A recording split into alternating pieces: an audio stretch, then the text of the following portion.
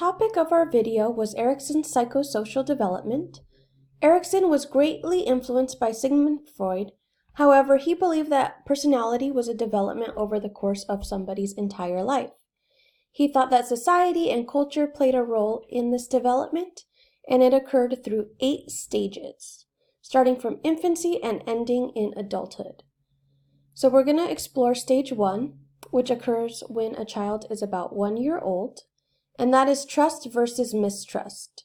So this really is a child who is crying out for comfort or seeking attention from their parent for a need. A well-cared-for baby learns to develop a sense of trust, and they feel secure. The virtue they gain from this is hope. When a baby is not made to feel secure, they develop mistrust or fear and suspicion, and they become weary because they don't know if their needs are going to be met. This will affect them as we enter stage 2. And stage 2 occurs during about 2 years of age. And this stage is called autonomy versus shame. So autonomy versus shame really stems from children who are developing mobility. They're becoming a little bit more self-sufficient, and there are certain things that they can do by themselves. This is a time when children learn to feel pride for their accomplishments, and the virtue of this stage is self-will. When children are not allowed to complete tasks for themselves, or if they're being doubted, usually through overcorrection, they'll develop low self-esteem, which results from shame. This will affect the child positively or negatively as they enter stage 3, initiative versus guilt. And in stage 3, a child is usually preschool aged, and they're starting to question the world around them, asking that famous question, why? And they develop this desire to lead others or to make their own choices regarding activities. So the virtue they hopefully gain in this stage is purpose. Unfortunately, if curiosity is suppressed or if they're overcorrected, they develop guilt.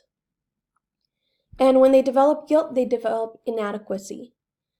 So hopefully during this stage, they're able to feel adequate and competent. The next stage a person enters is stage 4, industry versus inferiority. This is usually school-age children, 6 to 12.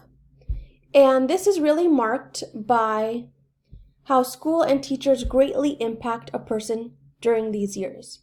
They want to show their competence, and they want to gain a sense of accomplishment or competency by completing tasks and gaining approval.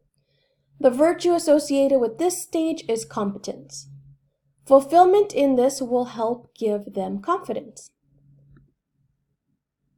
A negative outcome of this is inferiority or feeling incompetent. And this can result as no encouragement is given or if their initiatives are restricted. It's very important to note that there has to be a balance with stage 4. Children do have to have some boundaries and they do have to have some limits in order to not be smug or overly confident in their ability. But it's a delicate balance. We're going to move on to stage 5, identity versus role confusion. This is when an adolescent longs to feel like they're a part of society. They are questioning what they want to be when they grow up, what they're good at. Excuse me, and usually body image plays a big part in this age as well. The virtue that they're going to gain here is fidelity or feeling unique. And a negative outcome that can happen if they don't find their identity is role confusion. And unfortunately, role confusion has the tendency to lead to rebellion as they feel unhappy or they don't fit with society. Stage 6, intimacy versus isolation, is going to take us age 18 to 40, our early adulthood, and this time is marked by the desire to find close relationships. People are looking for intimacy or other forms of close companionship, and during this time they're really seeking commitment and long-term relationship. Adults who find this fulfillment gain the virtue of love, whereas those who are unable to form close relationships or avoid intimacy may result in loneliness or feelings of isolation. This is going to impact stage 7, generativity versus stagnation. This is really when an adult is 40 to 65 years old. They're in the middle of their life, and usually their career and their family raising is the focal point of their life. They may also be involved in community activities or church organizations that help give them this sense of contribution to the world. And the virtue they gain is care. If an adult becomes stuck or feels they are not being productive in society, they experience stagnation. And the way they live stage 7 is going to greatly impact stage 8, which is integrity versus despair. And stage 8 occurs from age 65 until death. This is really when an adult is on the last leg of their life. They're adjusting to retirement, and they're reflecting on previous accomplishments. A person who feels they lived a fulfilling life and they had much to offer during their life will feel closure, completeness. They develop the virtue of wisdom, and they really feel okay with death. They have an acceptance because they had a life well lived. A person who did not feel they achieved much in life or questions what they contributed to life will feel despair or dissatisfaction with their life, and they may wonder if their life had worth. Now we're going to move on to the reading portion of this week's assignment, social emotional development, which refers to the way children, beginning in infancy, express, develop, and experience emotions. So even before they are aware of what emotions are, infants are beginning to experience these feeling of emotions, and this happens greatly through their relationships with other people. So we're going to move on to responsive caregiving. And responsive caregiving supports infants in how they start to regulate their emotions. They develop a sense of predictability, safety, and this really is formed by a nurturing and stable environment with their parents when they are infants. Now we're going to move on to emotional security. So emotional security is deeply related to cognitive function. Emotional security is greatly influenced by how a baby interacts with their parents again. And this emotional security has the same mechanisms that are used in cognitive functions. So most of a child's early learning is a result of their emotions and their emotional learning in this first part of their lives.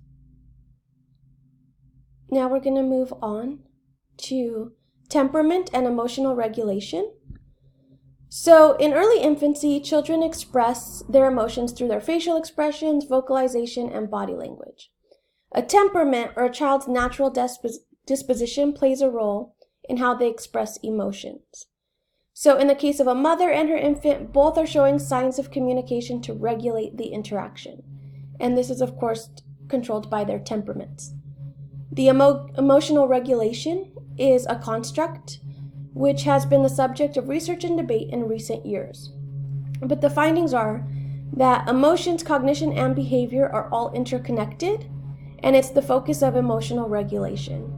Emotional regulation is also heavily influenced by culture. So therefore, certain cultures have an importance on certain emotions, and they also dictate how a child is expected to feel. So when managing and regulating their emotions, it's both temperament and their culture. We're going to move on to impulse control. Impulse control happens greatly in group settings, especially in preschool. Impulse control is the ability to voluntarily exercise control of one's behavior. So this can be waiting longer than they would like to for a need to be fulfilled. And in peer interaction, this can be sharing or taking turns with another. But in impulse control, a person learns how to kind of withhold every desire at that moment. So on this slide, I combined social understanding with affective, because social understanding is how a child knows to respond to certain situations.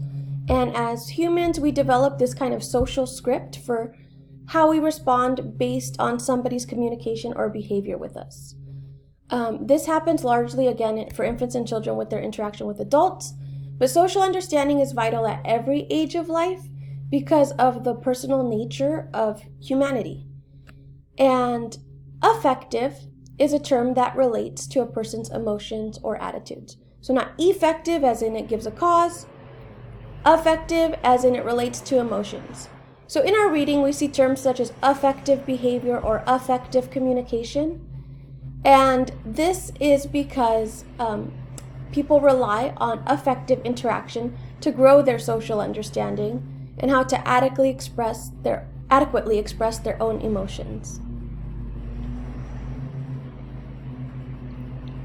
So as we move forward, we're going to talk about empathy.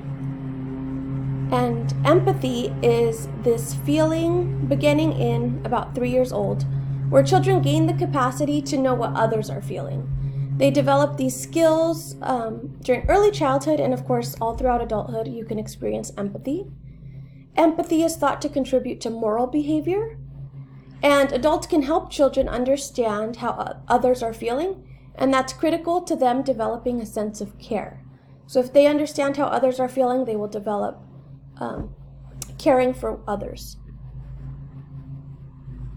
And we're going to move on to our final two terms, which are self-efficacy and sense of self. So self-efficacy is something, again, children develop in infancy. They understand they have control over things. So if a baby pushes on a ball because he knows he can make it move, that's an example of self-efficacy. It gives the child a sense of competence, and we see that in Erikson's theories as well. Self-efficacy in older children can come in the form of I can statements. I can do it. I can be a good drawer, etc. Sense of self is how a person sees themselves.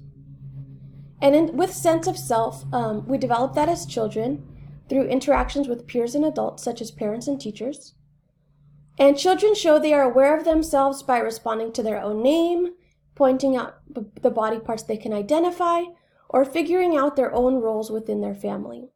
But having a sense of self helps a child determine their own preferences or characteristics.